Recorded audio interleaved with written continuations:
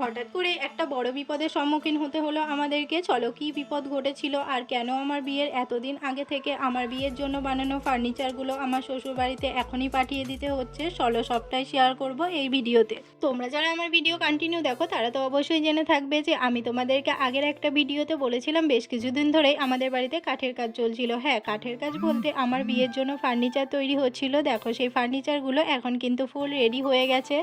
জানো তো আমার বিয়ের যেহেতু আর বেশি দিন বাকি নেই আর মাত্র কিছুদিন বাকি আছে, সেই জন্য কিন্তু এখন থেকেই ফার্নিচারগুলো পাঠিয়ে দেওয়া হচ্ছে। না না, সব ফার্নিচার না, যেগুলো বানানো হয়ে গেছে সেগুলোই কিন্তু এখন আপাতত পাঠিয়ে দেওয়া হচ্ছে।